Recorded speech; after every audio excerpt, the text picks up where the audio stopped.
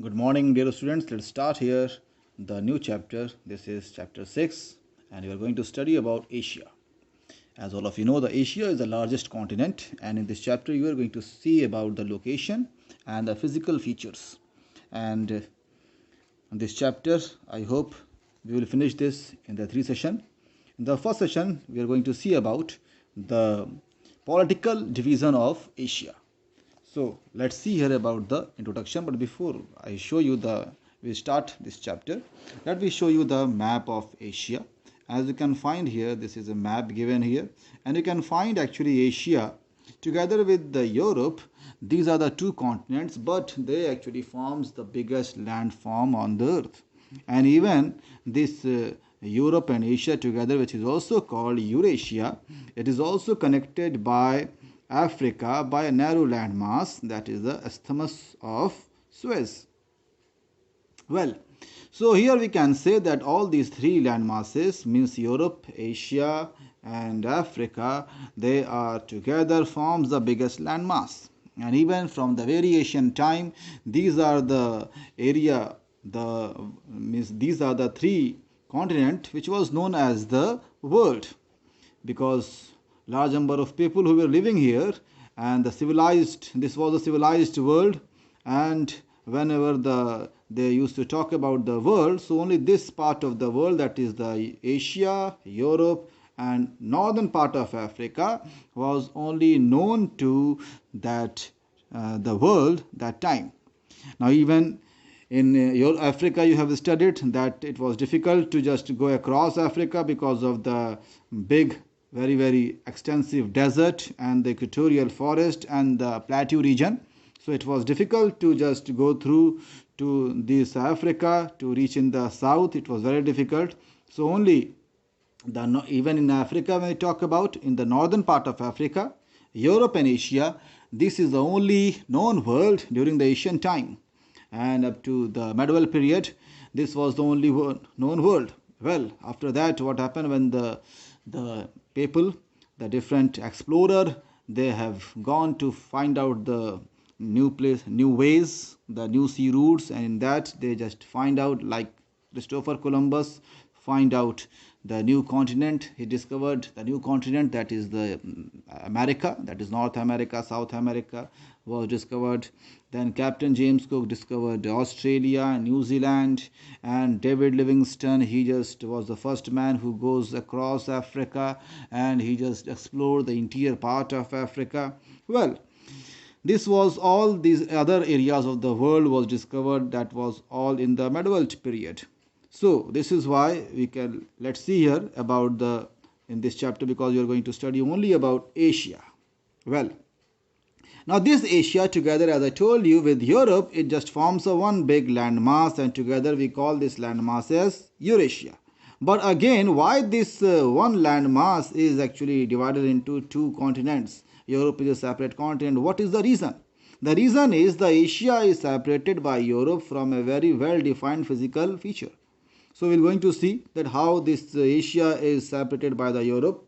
Well, so here let's see about some fact. Let's start this chapter with the introduction.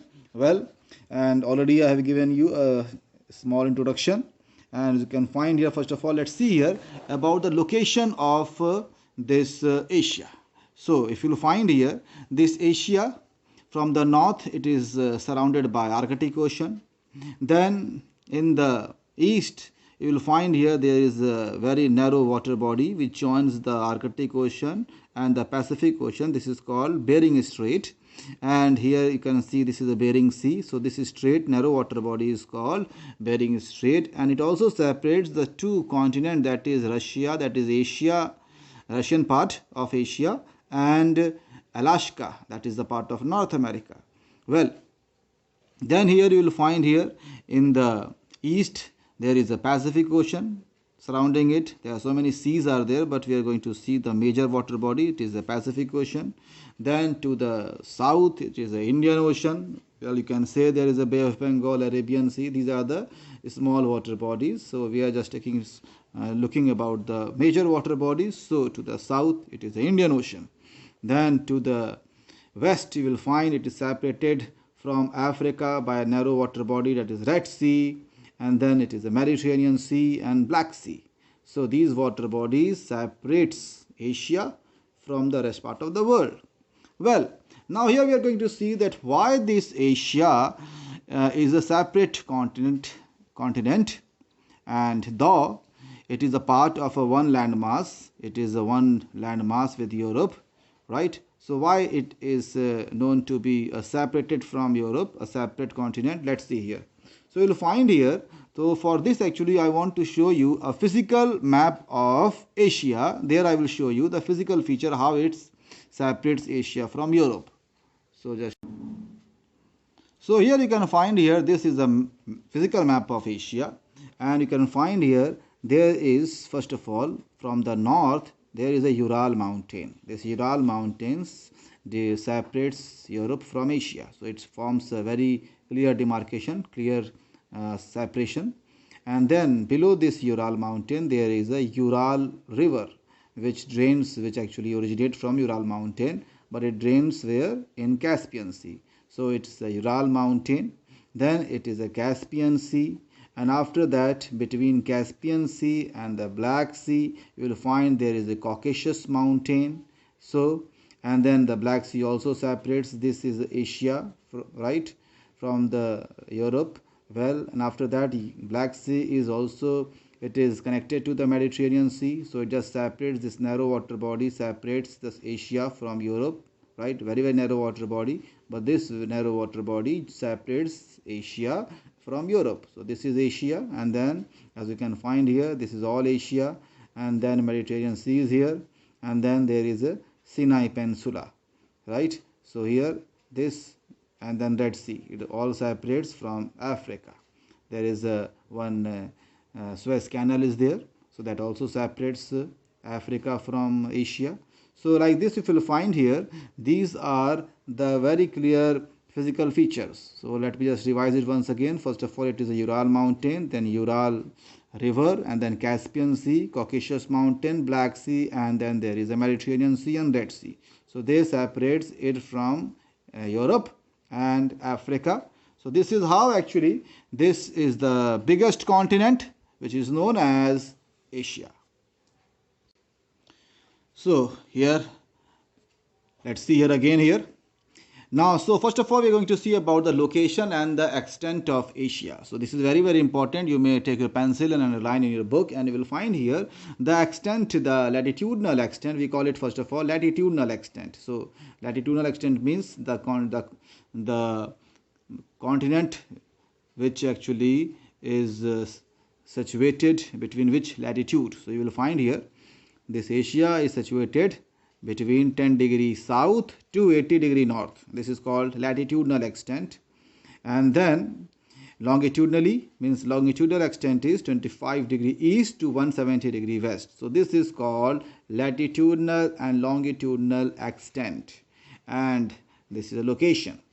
Well, now here the Asia, this Asia actually it usually covers about 44 million square kilometers. So this is the total area covered by Asian continent, and already we have seen, you can underline here also, that which physical feature separates Asia from Europe. You can see here, it is written here.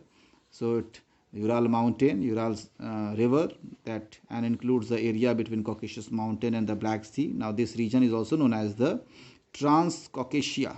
So you may, this is a very easy, it looks very easy, but now look here, I am just giving you an example.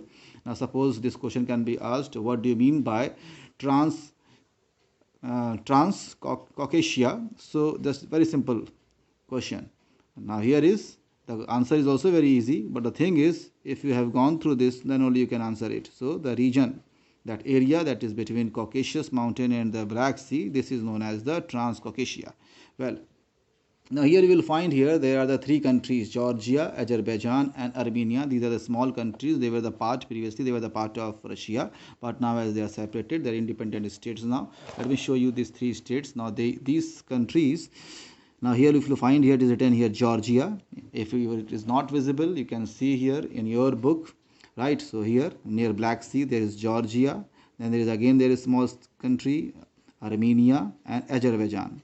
Now these countries, they forms the boundary and they just covers the region of Transcaucasia, right? The whole Caucasian mountain region, it is all covered by these three countries, small countries. Okay, so now let's see here the continent of contrast. Asia is a big continent and it is also called the continent of contrast. Contrast means in very many way you will find there is a lot of contrast and in the physical feature even. Let's see here first of all physically. Now you will find here the Asia that contains, it includes the highest mountain of the world. Which is the highest mountain? This is the Mount Everest and the height is 8,848 meter. Now where it lies? It lies in Nepal, all of you know. Now here there is some of the longest river is also found in Asia, as you'll find not the longest one in the world but some of the longest, like Ganga is one of the longest river. Then there is Brahmaputra river is also the longest river, well, in Asia. So Brahmaputra, Ganges we call it, right? Well, then there is Indus river, right? And river Huanghe, river Yangtze Kiang. These are some important rivers, very longest river, and they have a place. Well, now what were we were looking. So here first of all we were looking here the highest peak, the highest point here, the Mount Everest. It lies where? In Asia, that is in Nepal. But at the same time the lowest part of the world, that is the Dead Sea. Dead Sea is a small sea. It lies in Israel. Israel is a very small country. Let me just show you where is Israel and where is the Dead Sea. You can find it in the extensive map of Asia. So if you'll find here, this here actually you will find on the border of this Egypt and Asia. There is a very small country given here, Israel written here. Very small country. It's very small country, right? And if you see the very extensive map of Israel, you will find there is a very small sea lies in Israel, land bounded sea, and the most important specialty, the specialty of this the sea is why it is called Dead Sea, because there is no fresh water river drains water in this sea, and continuously for many years the water is being evaporated. So what happened? Because the large amount of water already have been evaporated, and because of this evaporation, the evaporation is continuously the evaporation is going on, and every day large water is being evaporated. But the thing is, there is no fresh water is been added, and that's why this Dead Sea, the water level of this sea has gone so down that to reach this level of the Dead Sea, the people they need to go down, means how much? 392 meter below the sea level. Sea level used to call zero. So from there, the normal position, they have to go down, that is 392 meter. Well, so here we have seen here not only the highest point, the highest peak, that is Mount Everest, it lies where? In Asia. Second, the lowest part, land surface, that also lies in Asia. Now, here are some names of the countries given here in the table, as you can find, and the countries and the capital. So all of you just go through the countries and the capital's name. So this is very important, because why? In so many competition and so many GK examination also, they are very important, and they are applied knowledge. You need to know these all things, right? So now let's see some more contrast here.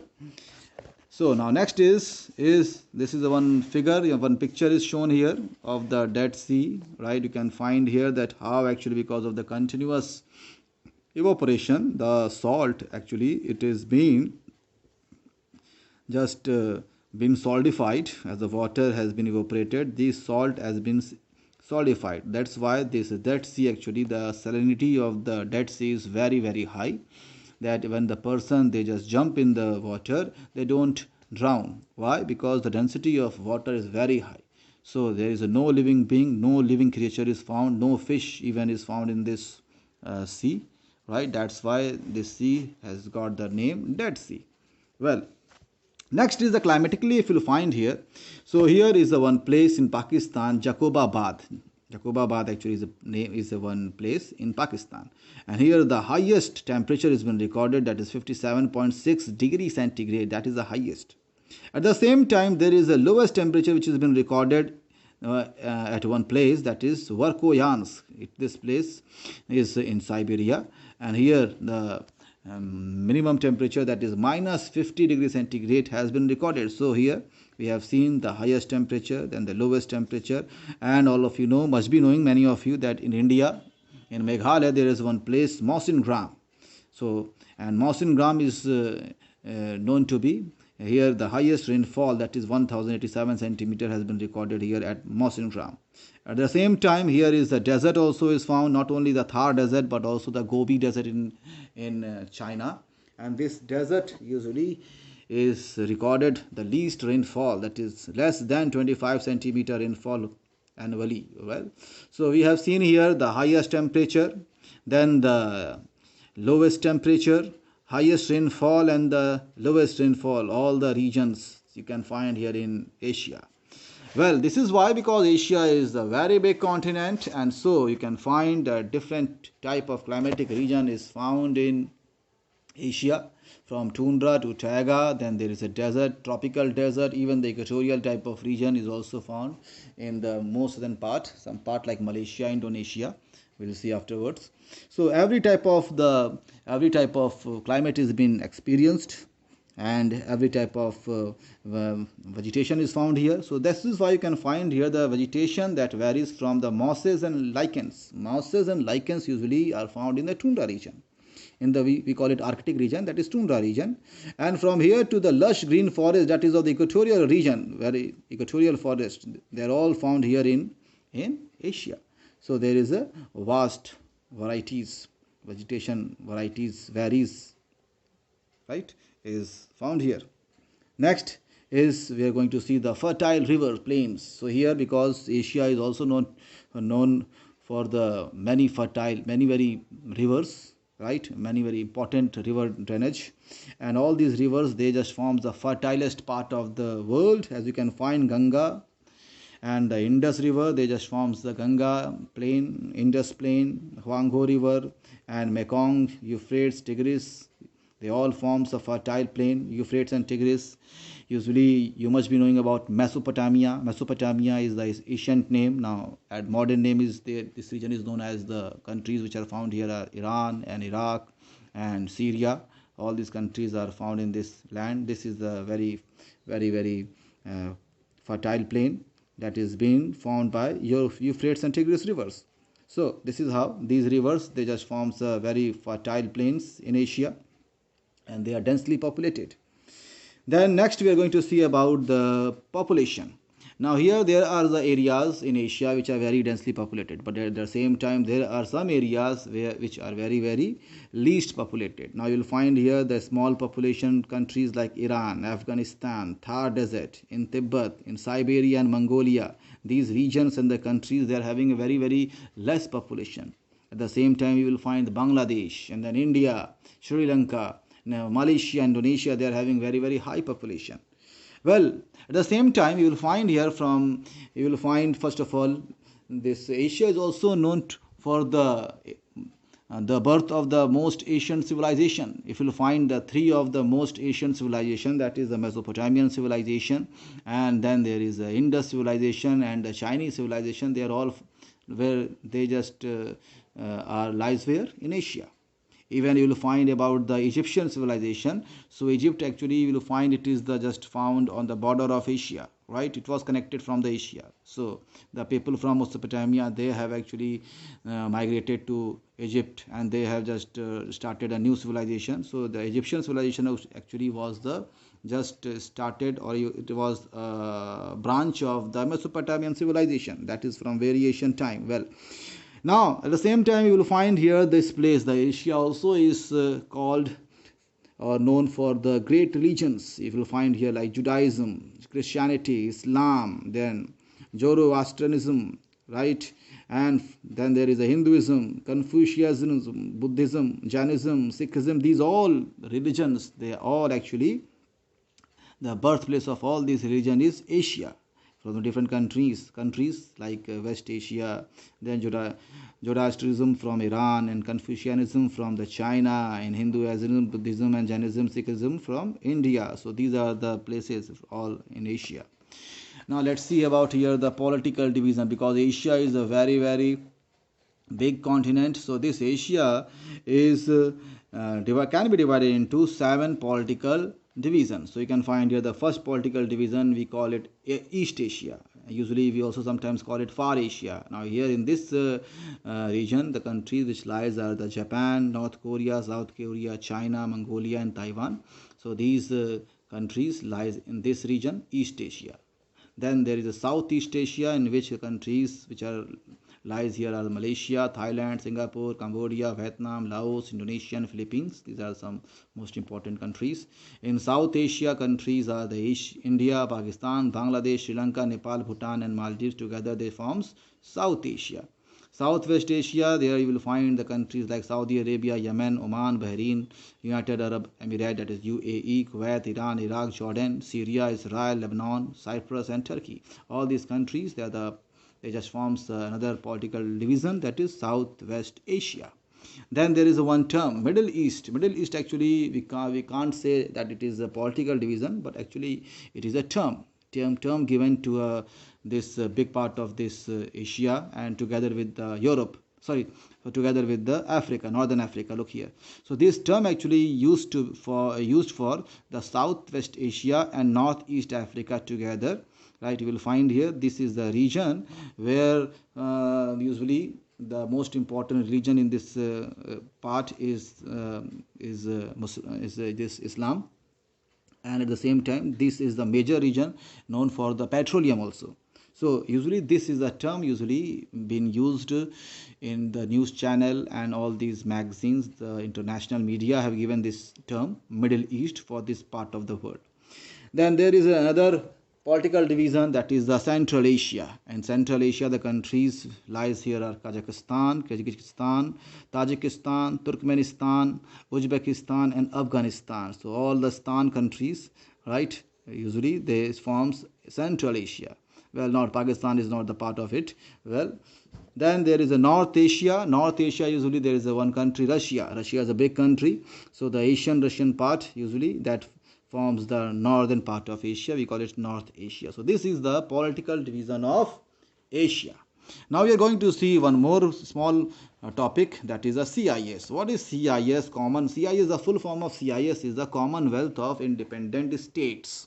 Now usually we will find in 1991 what happened, the USSR, it get collapsed and it broken into 15 independent states, and together usually what happened, out of these 11 countries, the states, they together they forms a loose organization and they named it CIS. CIS usually is called Commonwealth of Independent States. So usually all these countries are independent, but only just they have one loose organization, means some in the time of some need or some crisis, these countries can come together, right? Well, so this is called CIS. Now look here, which are the countries which are the member of CIS. If you will find here, Armenia, then there is Azerbaijan, Belarus, Kazakhstan, Kyrgyzstan, Moldova, Russia, Tajikistan, Uzbekistan, Turkmenistan, and Ukraine.